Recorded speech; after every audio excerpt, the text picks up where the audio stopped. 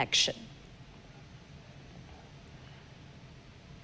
Away from that, as families who lost loved ones during the Saba Saba protests continue to mourn, sorrow turned into anguish today at the city mortuary in Nairobi after two families arrived to identify the bodies of their sons, Elvis Musavi and Paul Makori. Both young men were fatally shot in Kangemi.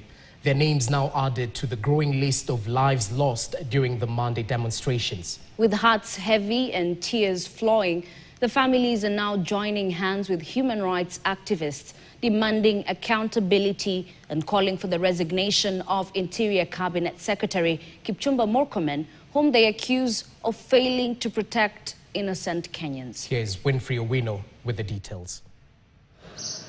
When the chants faded, the barricades were cleared and the air stopped choking of tear gas. In the stillness that followed the chaos, the true cost of the protests began to emerge. As families whose loved ones did not make it home began the search and ended up at Nairobi Funeral Home, where silence is heavy and the only answers come with a name tag on a cold slab.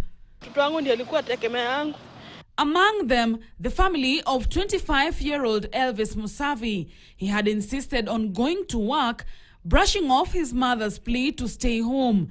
Now, she leaves the morgue with a son she must bury. Mimi naye nilikuwa tu kwa nyumba, sikuenda mahali, nikiochi TV. Nikaona wanasema Kangemi kuna mtu ameuawa mmoja, nikasikia uchungu, nikakimbia kwake nikaenda kuangalia. Wakasema hayuko. Sasa kidogo tu ndio napigiwa simu na kwa ndugu yangu simu ikakuja iko hospital. Hatukuongea naye tena kitu kingine ama sijasikia sauti yake tena. Just across the hall, Sabina Ogoncho mourns the man who promised he will be right back. Her husband, Paul Makori, stepped out to buy airtime, and in less than 5 minutes, a bullet ended his life, leaving behind a wife and 3 children.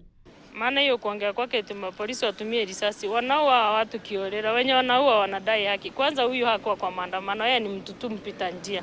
Sisi tunachukulia mauaji ya jana kwamba yanahusika moja kwa moja na matamshi ya waziri wa mambo ya ndani Bwana Kipchumba Murkomen wiki iliyopita, na tunamwambia hata yeye kwa kuonesha kushindwa kufanya kazi ajiuzulu au afutwe kazi haraka iwezekanavyo. By this afternoon, 5 bodies bearing gunshot wounds had arrived at the Nairobi Funeral Home. 2 remain unidentified, awaiting the cold confirmation of a Wednesday post-mortem. Meanwhile, in Naivasha, Nakuru County, 2 more lives, including that of a college student, were claimed by police bullets during the Saba Saba protests. Sasa alikuwa ameenda kuendea pesa. Akirudi ndio alipigwa risasi. Inasemekana alikuwa katikati ya umati. Risasi ikamtoa hapo.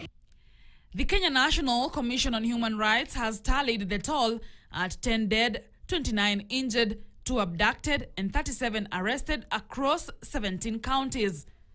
However, the National Police Service says there were 11 deaths, 52 injured police officers, 11 injured civilians, and 567 arrests.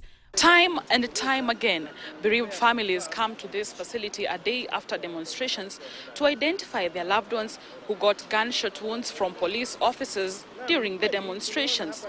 But the question is, will this be a trend? Will they remain to be a statistic? Will they ever get justice for their loved ones killed brutally by the police officers? Winfrey Owino, KTN, at the city mortuary in Nairobi. Key questions raised there by reporter Winfrey Owino, but in the